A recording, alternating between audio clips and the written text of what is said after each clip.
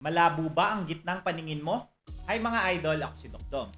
And welcome back to my channel. Para sa mga bago lang sa channel ko, I'm a board certified ophthalmologist and a retina specialist here in the Philippines. So if you want medical and eye contents, please don't forget to hit that subscribe button and turn on that notification bell for more videos like this. And for today's video, pag-usapan naman natin ang tinatawag na central serous chorioretinopathy.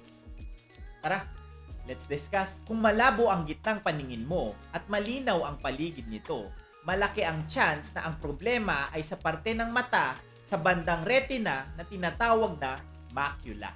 Ang macula ang responsable para makakita tayo ng malinaw sa gitnang parte ng ating paningin. At marami ang pwedeng mag-cause ng paglabo ng gitnang paningin. At isa dyan ang tinatawag na central serous chorioretinopathy or CSCR. Ang CSCR ay ang pag-build up ng tubig or fluid sa ilalim ng retina sa bandang macula dahil nagkakaroon ng dysfunction sa isang layer nito. Kaya naiipon ang tubig sa ilalim at pwede mag-lead sa retinal detachment. Usually, isang mata lamang ang naaapektuhan pero pwede pa rin maapektuhan ang dalawang mata ng sabay. Ang mga simptomas ng CSCR na pwedeng maramdaman or makita sa paningin ay yung pagbabaluktot ng mga straight na linya sa nakikita mo. Pwede rin magkaroon ng pagdim ng gitnang paningin or paglabo mismo nito. Or pwede rin makakita ng mga dark areas na patse-patse sa gitnang paningin mo, lalo na kung nakatingin ka sa muka ng kausap mo. Pwede rin makapansin nung tinatawag na micropsia or yung pagliit or parang malayo yung mga objects na nakikita mo.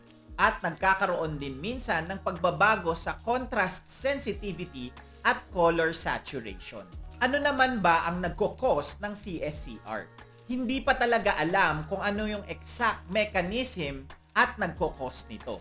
Pero merong mga factors na pwedeng magpataas ng tsansa na magkaroon ng sakit na ito. Madalas itong makita sa mga middle age na around 30s to 50s ang edad. At mas nakikita ito sa mga lalaki 6 times more kumpara sa mga babae. Madalas din itong makita sa mga Caucasians ang race, African American at sa ating mga Asians. Isa pang factor na nagpapataas na magkaroon ka nito ay ang stress. Ito ay isa sa mga major factors para magkaroon ka nito. Ang pag-take ng gamot na steroids, mapainiinom man or even kahit ini-inject pa ito, ay isa rin sa mga risk factors para magkaroon nito. Kaya kung nagtitake ang pasyente ng steroids, ay mas mainam na itigil muna ito o di kaya kung kailangan talaga ay mabawasan man lang ang dosage para makatulong mapawala ang pamamanas at pag-build up ng fluid sa macula. Na-associate din ang sakit na ito sa mga taong merong type A personality. Sila yung mga klase ng tao na napaka-competitive, mababa ang pasensya, mabilis magalit, at mga achievement-oriented. Mas madalas daw kasi silang nakakaramdam ng stress na pwedeng dahilan para magkaroon ng sakit na ito. Ang pagkakaroon ng infection sa may sikmura mula sa Helicobacter pylori ay napansin din sa mga pasyenteng may CSR. At nakita din na kapag nagamot ang infection na ito, ay mas mabilis nawawala ang pamamaga at pamamanas sa macula.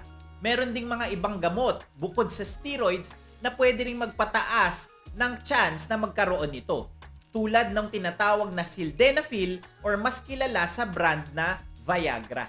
At yung mga ibang antibiotics. Pati na rin yung paggamit ng ecstasy at pag-inom ng alak ay kasama din.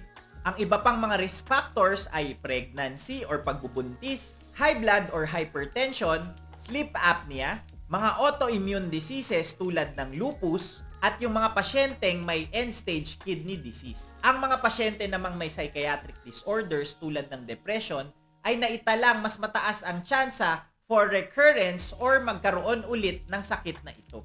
E paano naman ito pagagalingin? Ang biglaang pagkakaroon ng CSCR ay self-limiting naman. Meaning, kusa itong gumagaling at generally ay maganda ang recovery sa paglinaw ng paningin. Usually, sa loob ng 3 buwan ay nawawala na ito kaya ito ay inoobserbahan lamang at hindi kailangan gamutin. Ang pag-iwas sa mga risk factors na pwedeng magpataas ng tsansa na magkaroon ka nito ay makakatulong, tulad ng pag-iwas or pagbawas sa dosage ng iyong steroids. Kailangan din ang lifestyle modification tulad ng pag-iwas sa alak at sa droga. Pati na rin yung stress management or pag-iwas sa stress. Kung meron ka namang mga sakit na pwedeng mag-cause nito, ay kailangan muna itong gamutin. Tulad ng lupus, high blood, at kahit yung infection ng Helicobacter pylori.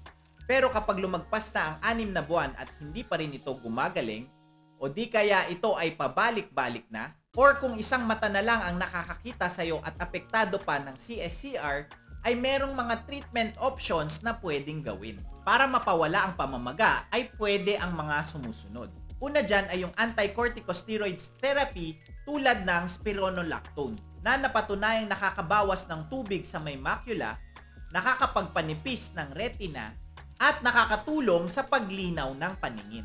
Pero hindi ito tinetake ng basta-basta nang walang reseta dahil meron itong mga side effects na pwedeng makasama kapag mali ang pag-take nito at hindi ito namomonitor.